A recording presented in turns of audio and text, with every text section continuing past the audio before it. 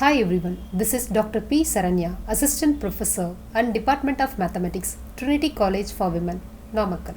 In this video, we are going to see the topic about graphs and subgraphs. First title, we are going to see Introduction to Graphs.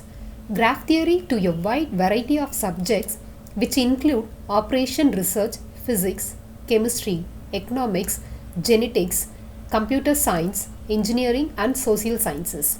The first paper in graph theory was written by Euler in 1735 when he solved the famous unsolved of his day is Königsberg bridge problem. Königsberg is now the city of Kaliningrad in Russia. Königsberg was set on both sides of fragile river and included two large islands. The problem was to start from any one of the land areas, walk across each bridge exactly once and return to the starting point. Euler proved that the problem has no solution.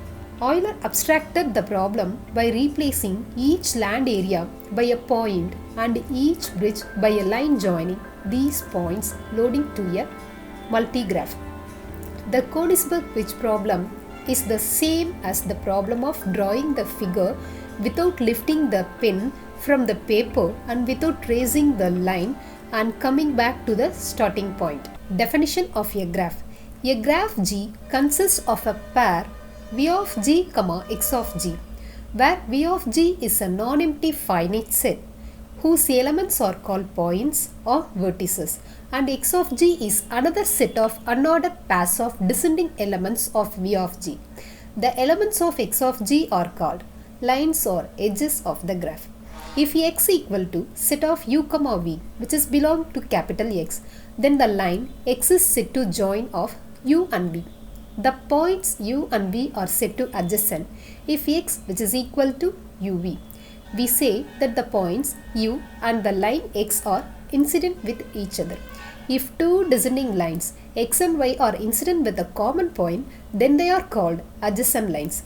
A graph with P points and the Q lines is called a P, Q graph. Next we see an example for a graph. Let V equal to set of A, B, C, D.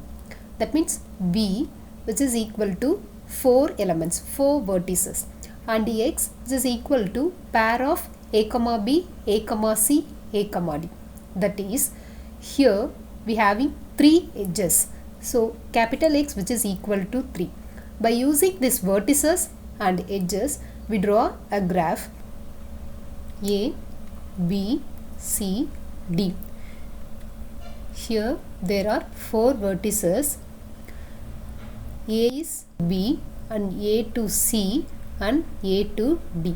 This is a graph for this example. Next one is multigraph. If more than one line joining two vertices are allowed, then the resulting objects is called a multigraph. Line joining the same points are called a multilines. If an object contains multiple lines and loops, then it is called a pseudo graph. A graph in which any two descending points are adjacent is called a complete graph. A complete graph with P vertices is denoted by Kp. Here they are giving some example graph for a complete graph. A graph G whose edge set is empty is called a null graph or a totally disconnected graph. That is, a graph contains only vertices without edges. That graph is called a totally disconnected graph. G. A graph G is called a complete bipartite graph if the vertex set V can be partitioned into two disjoint subsets, that is V1 and V2, such that every line joining the points of V1 to the points of V2, if V1 contains m points and V2 contains n points, then the complete graph is denoted by K, m, n. The degree of a point Vi in a graph G is the number of lines incident with Vi. It is denoted by d of Vi or degree of Vi. A point V of degree 0 is called an isolated point. A point V of degree 1 is called an endpoint. A graph H equal to ordered pair of V1, X1 is called a subgraph of G of V, X. If V1 is a subset of V and X1 is a subset of X, H is a subgraph of G, then we say that G is a supergraph of H. H is called a spanning graph of G if V1 which is equal to V. H is called an induced graph of G, maximal subgraph of G with points at V1. That is, if H is an induced graph of G, then 2 points are adjacent in H if and only if they are adjacent in G. Thank you for giving this opportunity.